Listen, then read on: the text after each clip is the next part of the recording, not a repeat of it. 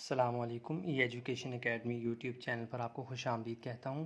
आज हम exercise 1.2 ninth class science group की एक्सरसाइज 1.2 क्वेश्चन नंबर 3 और 4 करेंगे। क्वेश्चन नंबर 3 बहुत आसान है। कह रहा है फाइंड ऑर्डर सी। मैंने उसमें से एक ऑप्शन ले लिया है, एक पार्ट ले लिया, बाकी आप इंशाल्लाह खुद करेंगे। बहुत आसान है। सोल्यूशन में क्या करना है, जाके हमने इसका ऑर्डर फाइंड करना है, यानी इस मैट्रिक्स की रोज़ और कॉलम कितने हैं ये लिखना है। और इसको लिखने का क्या तरीका होता है, पहले आप इसी मैट्रिक्स को दोबारा लिख लें 6 7 9। तो order of C is equal to M by N, cross नहीं पढ़ेंगे, एम बाय एन पढ़ेंगे। एम जो है ये रो को डिनोट करता है और एन जो है वो कॉलम को डिनोट करता है। रोज़ कहते हैं हॉरिजेंटल लाइंस को जो ज़मीन के साथ बैठी होती हैं, और वर्टिकल लाइंस जो होती हैं वो क्या बनाती हैं, कॉलम्स। तो हॉरिजेंटल लाइंस कितनी बन रही हैं इसमें, ये देखें 1। तो रोज़ कितनी हो जाएंगी 1, और कॉलम कितने बन रहे हैं 1 2 3, 1/3 ये इसका आंसर आ गया। बाकी बहुत आसान है, आप खुद इंशाल्लाह कर लेंगे। सॉल्यूशन अब देखें, क्वेश्चन नंबर 4 है, वो कहता है फाइंड ट्रांसपोज। ट्रांसपोज कहते हैं ट्रांसफ़र से है कि आपने रोज़ को कॉलम बना देना है, कॉलम को रोज़। कैसे देखें, इसकी रोज़ कितनी है 1 2 3, कॉलम कितने हैं 1।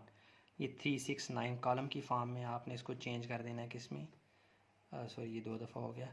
आपने इस कॉलम को रो बना देना है। डी इज़ इक्वल टू हो जाएगा डी ट्रांसपोज, बल्कि ऐसे कर लें, D transpose is equal to 3 6 9। इसके ऊपर भी टी लिखते हैं, D transpose is equal to ये हो जाएगा, अब ये चेंज हो जाएगा 3 6 9। ये कॉलम था ना, ये रो बन जाएगी 3 6 9, थोड़ा करीब हो गया 3 6 9। ऐसे ऐसे करें 3 6 9।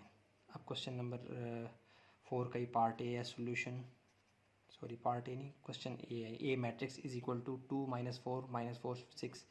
तो इसमें आप क्या करेंगे, इसकी रो को कॉलम बना देंगे, ये रो है इसको कॉलम बना देंगे, इस रो को कॉलम बना देंगे। A transpose is equal to 2 -4 -4 6, इधर भी ट्रांसपोज लिखते हैं, अभी इसको चेंज नहीं किया मैंने।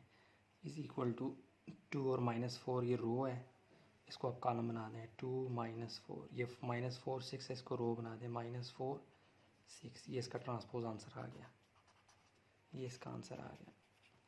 अगरचे हमने ट्रांसपोज लिया, वापस इसमें कोई तब्दीली नहीं आई, तो ये कौन से मैट्रिक्स होते हैं जिनको हम चेंज करते हैं वो वापस उसी फॉर्म में आते रहते हैं, उसे कहते हैं सिमेट्रिक मैट्रिक्स। वो अगला क्वेश्चन उसी से रिलेटेड है, चलें वो वाला कर लेते हैं इंशाल्लाह। नेक्स्ट वीडियो में इंशाल्लाह मिलते हैं। अपना बहुत सा ख्याल रखिएगा, लाइक करें, सब्सक्राइब करें, शेयर करें, अपने दोस्तों को बताएं। अपना बहुत सा ख्याल रखें। अस्सलामु अलैकुम वरहमतुल्लाह।